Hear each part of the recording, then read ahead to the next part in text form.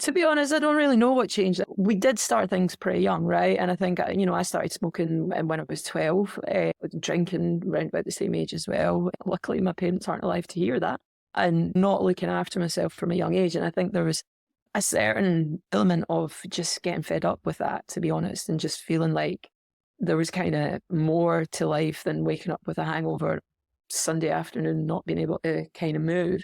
But I think there was an element as well of, obviously, my parents both had terminal illnesses and both passed away when I was quite young. And I think part of that made me think about, that's sort of what we were talking about earlier, health, and your body's what you put into it, your health is what you put into it. And swimming had always been an outlet for me for stress and things like that, but also it was a good thing when I was younger for me to think about your body is something that you have to look after, and you've got to fuel properly, you've got to make sure you're doing all the right stuff. So I think it was mostly when I decided I wanted to stop smoking, I thought I'm going to have to do something else, and I'm going to have to really start thinking about me and about controlling, because I do think, as a psychologist, I don't really believe it exists an addictive personality, but I do think I have quite addictive tendencies. And if I smoked, I would smoke 40 a day. If I drank, I would drink loads and loads. If I knew if I was coming off of that, then I would need to do something that was healthier for my body, if you like. So although I do remember, like, the first time I went to the gym, when I was wearing a patch on my arm, like a nicotine patch on my arm, and I puked on the treadmill because I didn't realise I was like smoking 20 fags while you were running. I'd like this. Oh my God. All over the treadmill on one of my first attempts. But yeah, I think there was maybe an element of just realising that I had to start maybe looking after myself, that you can't really just go through life doing what I was doing and expect not to get ill along the way. So yeah, I think that was part of it. But I also think there was, like, I took it up sort of my last year at uni, and then when I was getting into my kind of master's degree year, I think it was a bit of stress relief as well. I was working 3 jobs, trying to do the master's degree at the time, still trying to look after mum and dad as well. So I needed an outlet for that. I started swimming again, and then the tiles in the pool broke. So I needed something else because that was going to be shut for months. So I started running, and then that seemed like an even better stress relief, because you get obviously more endorphins when you're running. How did running at this point help you? There was a bit of me that went, why have I not been doing this all the time? Do you know what I mean? Don't get me wrong. See, when you first start running, it's horrendous. Your body doesn't want to do it. And for the first wee while, I really wasn't enjoying it and really wasn't kind of into it. And I think that's what puts a lot of people off when they first start running, is they think there's going to be that bit. They're like, oh yeah, this is amazing.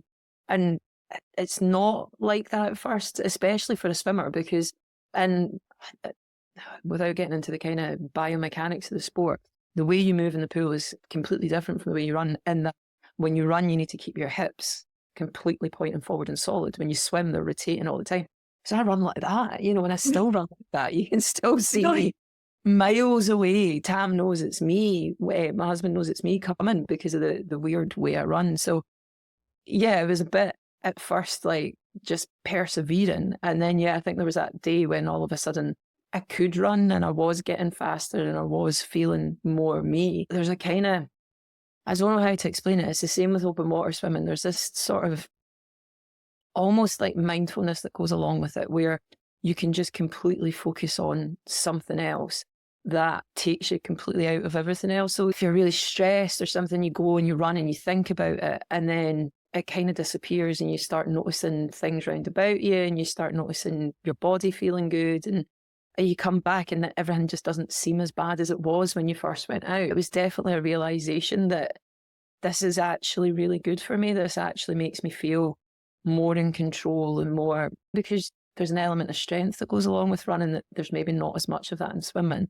It's feeling strong, it's feeling powerful, so that you come back and go, right, I can do this shit, let's go for it. It will throw something at me, I'm okay with it now. So yeah, I think that was the kind of big appeal for running with me, was just feeling stronger and feeling like I can take myself away and just think about things and be in my own head, and then also take myself out of that as well, and kind of look at stuff round about me and just realise that actually what I'm worrying about is maybe not that big a deal. You mentioned control. You were taking care of your parents at this point, and they were going through a lot of health problems. how did that control help you in your personal life at that point? Do you know, it's something I still reflect on nowadays. I think obviously, I mean, you know yourself with your own experiences, you go back and you think about those times and you think about, was there more I could have done to help them? Was there times when I wasn't as sympathetic as I could have been, or times when I pissed them off when I shouldn't have pissed them off, and things like that. So I do kind of think about this quite a lot. And I suppose being a psychologist and being a psychology lecturer and seeing students go through similar things that I went through at that time, and I do kind of think about, well, what helped me cope with that? What kind of got me through it? And I think one of the things with running is it puts things in perspective. So I was having a bad day. I was struggling. I was finding it difficult to see my parents like that. But I wasn't having as bad a day as they were. Like, they were terrified. They were going through the pain. They were, as you say, very unwell, facing the fact that they didn't have very long left to live. So yeah, that was horrible for me, but it's even worse for them. And I think it's about, for me, it was about being able to put myself in take their perspective on it and be like, right, okay, so I'm going to go away and I'm going to deal with my shit and I'm going to run off my anger, because there's a lot of anger that goes around that sort of emotion. It's not just sadness when you're dealing with that situation. It's anger and it's bitterness and it's frustration, because you kind of feel like, why the hell is it us in this situation? Why are we having to cope with this? So I think going out and running and getting rid of a lot of that meant that I could come back and be in a more positive place and be like, okay, my shit doesn't matter now, because I've got to help them deal with theirs. But they were just, you know, my parents, they were reciprocal to that as well. They always kind of tried to make sure I was okay too. So I think it kind of helped that way. It just gave me that perspective. Rather, I went through a few years where I'm really into sort of humanistic school of psychology, which borrows a lot from Buddhism, but Buddhism talks about like self-cherishing, and how when you self-cherish and you become selfish, that then creates this situation where you have all these sort of negative selfish emotions. And I think running helps with that. I think it gives you that time to almost meditate on what you're going through, and then to realise, you know, I'm self-cherishing here. I'm thinking about myself when actually I should be taking other people's perspectives. So I think it kind of allows for that. And then just some days when you're really angry, it just runs the anger right out of you. Do you know what I mean?